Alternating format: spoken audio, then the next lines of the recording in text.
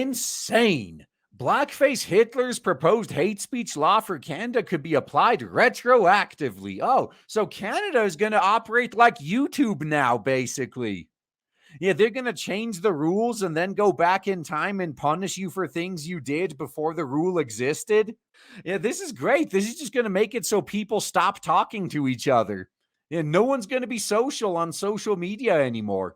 I remember the Scottish hate speech law went into effect April 1st of this year. We remember, and that's the perfect date for it.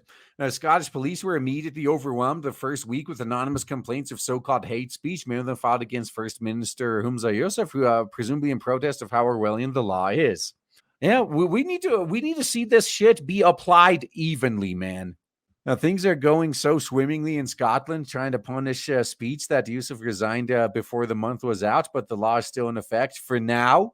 You know how the far left always say be ungovernable? This is the point where we need to start using their tactics against them. This hate speech law is going to be completely unenforceable if they're flooded with millions of complaints. Now, yeah, then we still have the problem that they will choose when to selectively enforce it. So they're going to pick a target and then find some reason to enforce the law on them. That much is true. But the odds of an average person running afoul of this law are pretty much non-existent. Only Canada's blackface Hitler could look at what's happening with thought crime in Scotland and say, hold my Tim Hortons coffee. How very Canadian. And as hard as it is to believe, as crazy as Scotland's law is, the law that the blackface Hitler regime has proposed, C-63 of the Online Harms Act, is way worse. Yeah, Canada, they really did go full-blown hold my soy milk, huh? Both laws incentivize people to report their friends and neighbors, both allow for anonymous complaints, and both allow for rampant abuse. That rampant abuse is what makes them unenforceable, though. So, yeah, that's good. So, but worst of all, both include potential prison penalties and massive fines for people who say the wrong things. Great, that just means no one's going to talk anymore. Now, I've been saying for years now, one of the worst mistakes you can make on social media is being social on it. That's what'll get you banned. But Canada's slithering under even that low bar with a provision in C-63 that could make policing and punishing speech retroactive. You read that correctly. If you said something years before the law passed, you could still be subject to criminal prosecution. Oh, Canada. Why doesn't this surprise me? So the issue is a little complicated. The twat above got community noted, but not because it mischaracterized provisions in C-63, only because the bill is not a law yet, as the twat states. True. But there's no certain date yet for online harms to become law. Yeah, whenever they get around to passing it. So, but just the prospect of this bill becoming law was enough to get the attention of Musk, who asked community notes to verify the claim. That's right. This sounds insane if accurate. Community notes, please check. So the claim is accurate in the sense that they want to do it, but it's inaccurate in that it's not a law yet. If all the fascists and Nazis in the government want it to be a law, though, it will be a law. They will pass that shit. As we mentioned, the Institute Community Note did not dispute the assertion, just the terminology. The leftist media and hacks like Brian Krasenstein have tried to dispute it, claiming the bill doesn't explicitly state anywhere you can be prosecuted for past speech. Yeah, it needs to specifically prohibit that, though. Because that's how they weasel their way out of it. Where yeah, it may not explicitly state in the law that you can be prosecuted for past speech, but it doesn't state you can't be either. And that's the loophole they're going to use to get around it. Well, it doesn't say you can't be retroactively prosecuted, so there you go. So, well, duh, of course it doesn't explicitly state that, but it does seem to allow for it. In response to Musk, the Twitter account Viva Fry, a former litigator, explained how. Yeah, that guy's pretty cool. So it's pretty close to accurate. If someone has the ability to delete a hate speech twat/post and does not, and someone else retweets that tweet, it will qualify as publication under the law and be sanctionable. Oh, yeah. So companies are holding you and governments are holding you to higher standards than themselves. So yeah, the logic they're going to use is you've had the opportunity to delete it, but you didn't. Therefore, clearly you still stand by it. All right, so by that logic, if YouTube censors any content they don't like, then everything they have on the platform is explicitly approved and endorsed by them, right? You really want to go there? Ezra Levant, publisher of Rebel News in Canada, also affirmed this. Yeah, we'll create a new section, 32 of the Canadian Human Rights Act. It says you're liable for anything you've ever posted if you have the power to remove the link, to remove it now. Yeah. If you're Canadian, don't even wait for this to pass. I would say this would be a good time to purge all of your social media history across every platform you've ever posted on.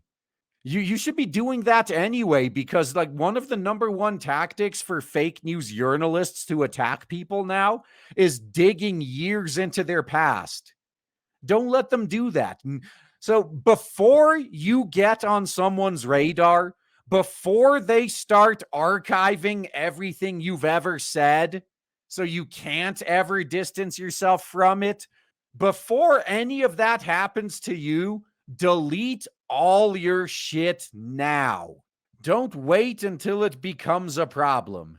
So the clause via Fry and Levant highlighted in their screenshots is the continuous communication clause in C63. Put simply, this is how it works. Suppose you wrote a twat 5 years ago that contained what C63 would consider hate speech. No, the commission is likely to go combing through your account arbitrarily to find that tweet. No, but someone who you offend on the internet is likely to do that and report you to them, though. But then assume you did not delete it. Most people don't delete old twats, and it's still on Twitter. If someone else retweets it, that retweets that content after the law passed, it's considered continuous communication. The person who retweeted it can be prosecuted for it. And yes, you can be prosecuted for it because you never deleted it and it is still public. Another way that foreigners can help our Canadian brothers fight back is use a VPN that makes it look like you're in Canada, pretend like you're Canadian, post this stuff, and get them to waste resources trying to track you down. We can all help. Canadian psychologist Jordan Peterson, who himself is being forced to undergo re-education in Canada, also weighed in. Yeah, it's much worse than you've been informed. Plans to shackle Canadians electronically if accusers fear a hate crime might be committed. Yup. So as we said, it's the Scotland bill on 1984 steroids. To Communist China survivor Xi Van Fleet, it sounds not as much like Orwell as it does Mao Zedong in the Cultural Revolution. Yeah, in Mao's China, this was called historic counter-revolutionary. The one guilty of the crime of counter-revolution for their retrospective hate speech equals counterparty speech before the CCP took power. Yeah, that's enough to get you persona non grata. So she concludes that tweet by writing blackface Hitler is a good student of Mao, and that point is difficult to dispute. Yeah, ex post facto laws are unconstitutional in the U.S. for a reason. I'm not sure why Canada would allow it. Yep, that's true. That's actually one of the first things we learned in the criminal justice classes in college. Actually, is that now you can't make a law apply retroactively. Now, so if something was not illegal in the past, but it is now, you can't be punished for what you did in the past. But here's the good part, though. The same is not true the other way around. If you did something that was a crime in the past, but now it's no longer a crime, you could be let off because, hey, the society decided what I did is not a crime anymore. So there is that. I mean, there is some good stuff there. Ex post facto laws are also illegal in Canada, according to Section 11 of the Canadian Charter of Rights and Freedoms. Well, if blackface Hitler treats Canada's Constitution or Charter of Rights and Freedoms like Brandon and Obama treated the U.S. Constitution, it's just a guideline. It's not a law anyway. That sure didn't stop the blackface Hitler regime from putting the continuous communication clause in the bill, did it? Of course, if C63 does become law, don't expect the law to be applied equally. Yeah, what about blackface Hitler in blackface? Now, Canada technically doesn't have a Democrat Party, but we'll say it anyway. It's different when they do it. Yeah, with the D's there. Perfect.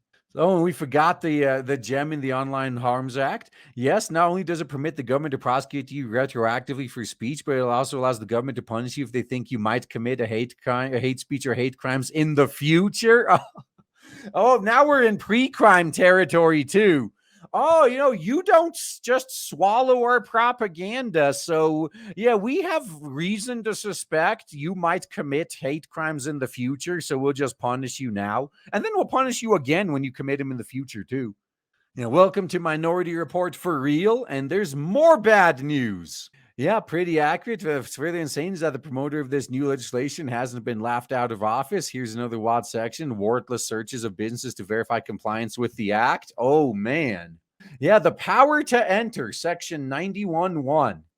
So let's hear what that says. Subject to subsection 92.1, an inspector may, for a person related to verifying compliance or preventing noncompliance with this act, enter any place in which they have reasonable grounds to believe that there is any document, information, or other thing relative to that purpose. Yeah, so if the cops believe they could bust you for this, they have the permission to bust you for it. Like that. That's pretty much what this says. So, wow, warrantless searches. We sure are glad that here in the US, we don't live in a country that allows for such a thing. Oh, wait. Yeah, coming to America if you keep voting Democrat. Yeah. Now, look up. You notice how quickly the trad cucks cucked? And they completely support hate speech legislation now when it applies to protecting Israel. This is why you can't trust trad cucks. All incumbents have to go, left or right. They're all corrupt pieces of shit. They're just two wings of the same bird. Yeah, some of it's already here. Yup, they put down depressed teenagers under a Compassionate Care Act. It doesn't surprise me at all. Canadians are better wise up fast. Or they're just going to Canadian healthcare themselves. When you think about it, it's not all that difficult to imagine a time in Canada in the not too distant future under the Online Harms Act, you could get convicted of hate speech, then diagnosed by a government organization with a mental disorder, and then get steered directly into the Canadian healthcare program. Almost as if that's the plan. God damn. Sound crazy? It shouldn't. The Soviet Union used to do it basically the same thing, because policing speech comes down to the same thing no matter which country that does it. It's Marxism, that's all. And Marxism has no problem with imprisoning and murdering hundreds of millions of people. Some modern day Marxists, like the climate cult, might even encourage such a culling, for the planet. Hey, once they show how serious they are and they start with themselves, maybe I'll take them seriously. And Canada has a chance to defeat this and reverse the country's recent trend towards Marxism. With any luck, Pierre Poilievre will become prime minister soon. Polling in this case could be a massive conservative victory the next Canadian election. Let's hope for our sakes, not just Canadians, that they vote wisely. Yeah. Now, in the last election, didn't the Conservatives actually get more votes in the last election? But Canada has that first past the post system, which is actually kind of similar to the Electoral College we have here.